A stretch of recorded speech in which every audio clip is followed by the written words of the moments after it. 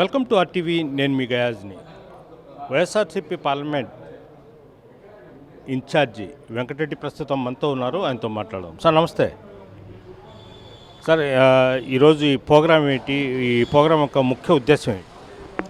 ఈరోజు ఈ నెల రోజుల నుంచి 1,000,000 సంతకాల సేకరణ జగనన్న శ్రీకారం చుట్టి ఈ నెల రోజుల నుంచి కూడా ప్రతి ఒక్క వాడ వీధి తిరిగి సంతకాలు చేయించేసి మెడికల్ కాలేజీలను ప్రైవేటీకరణ చేయవద్దు, ప్రభుత్వం నడపాలని 1,000,000 సంతకాలు చేసి ఈరోజు మొత్తం ఆ బండిల్స్ అన్నీ కూడా రాష్ట్ర కార్యాలయానికి పంపించేసి 18 గవర్నర్ని కలవటానికి అపాయింట్మెంట్ తీసుకుంటున్నారు.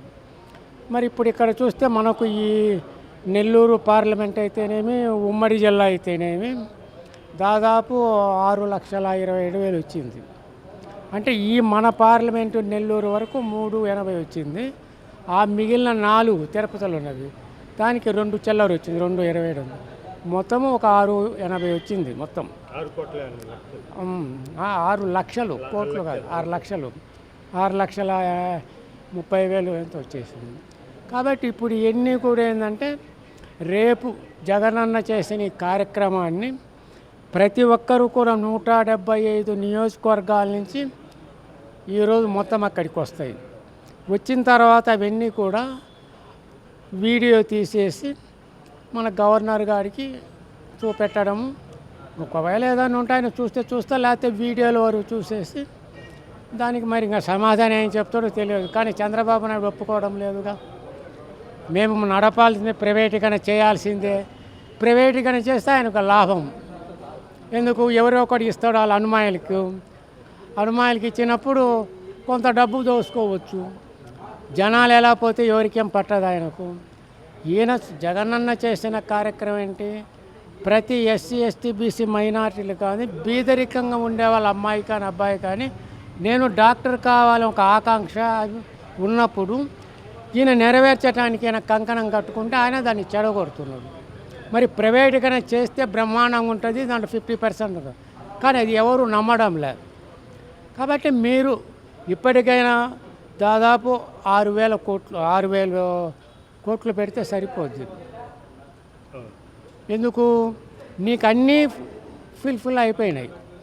ఒక మంగళవారం అప్పు తీసుకుంటుంటాడు ప్రతిసారి 6,000 కోట్లు అనేసి. ఒక మంగళవారం అప్పు ఇవ్వు. ఎందుకు ఇవ్వకూడదు? అమరావతిని పెట్టినావు, ఎన్ని కోట్ల రూపాయలు పెడుతుంది, ఎప్పుడు కడతావు, ఎప్పుడు అవుతుంది? దానివల్ల ఏమైనా లాభం? సరే, రాజధాని నువ్వు కట్టినా బాగానే ఉంటుంది, కానీ ఇప్పట్లో కాదుగా. ఇది 10 మందికి పబ్లిక్ సంబంధించింది. ప్రతి ఒక్కరూ డాక్టర్ కావాలని, సమాజ సేవ చేయాలనే ఆలోచన ప్రతి ఒక్క అమ్మాయికి అబ్బాయికి ఉంటుంది. ఇప్పుడు పవన్ కళ్యాణ్ పదే చెప్తున్నాడు, అంటే 15 ఏళ్ల పాటు కూటమి ప్రభుత్వమే కొనసాగుతుంది ఖచ్చితంగాని గంటా పథకం చెప్తున్నారు. అంటే పోయిన ఎన్నికల్లో కూడా 2019 ఎన్నికల్లో కూడా 3 పార్టీలు చేశారు. మీకు కొద్దిగా కష్టంగానే మారింది, పూర్తిగా సీట్లు కూడా తగ్గాయి. నెక్స్ట్ కూడా అదే పరిస్థితి అయితే మీ ప్రణాళిక ఎలా ఉండబోతుంది? ఇప్పుడు ఆయన చెప్పడం ఏంటంటే మేము 3 పార్టీలు కలిసి ముఖ్యమంత్రిగా చంద్రబాబు ఉండడమే, కానీ నాకు ఇష్టం లేదు, నాకు ఉప ముఖ్యమంత్రి అవుతున్నా ఆయన సాటిస్ఫై అవుతున్నాడు. కానీ ఎందువల్ల ఇప్పుడు అందుకేగా కాపులందరూ కూడా యాంటీ ఉన్నారు. ఇప్పుడు మీకు కూడా తెలుసు, ఇదేమిట్రా నాయన 15 ఉండాలి 15 సంవత్సరాలు మేమేమి ఎందుకు అనేసి. కాబట్టి మరి అతని ఆలోచన ఏం తెలియదు. కాకపోతే ఏంటంటే ఈ కాపులందరూ కూడా ఇప్పుడు మేము నీ కోసం చేశాము, నువ్వు రేపు ముఖ్యమంత్రి కావడానికి ఏమైనా ఒక పథకాన్ని ఏర్పాటు చేసావా లేదా అని డిమాండ్ చేస్తున్నారు. ఇక దానికి ఆయన ఏం చెప్తాడో తెలియదు. కానీ మన ప్రణాళిక ఏంటంటే జగన్ అన్న అంటే ఇప్పటి నుంచి జనాల్లోకి వెళ్ళి రేపు రాబోయే 29 కానీ జమిలి వస్తే తప్పకుండా మనం ఈ యాంటీ మీద మనం దాన్ని ఎన్కరేజ్ చేసుకోవాలా.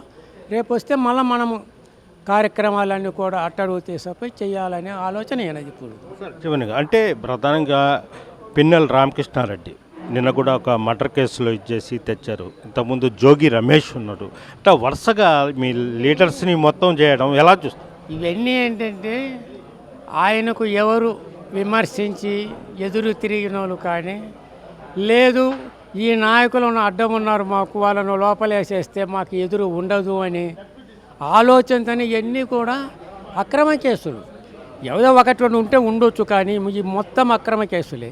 అయితే రేపు ఇట్లనే ఉండదని ఏముంది, నువ్వు చూపిన దారేగా ఇది. కాబట్టి రేపు మన మీద అంతా ఇది కాకపోయినా కూడా ఎక్కడెక్కడ ఎవరు మన పార్టీకి నష్టం చేశారు అని అంటే ముందుంది ముసలోళ్ళ పండుగ అంటారా? తప్పదు, అది తప్పదుగా, తప్పదు. అది మేము చెప్పకండి, మీరే చెప్తున్నారు.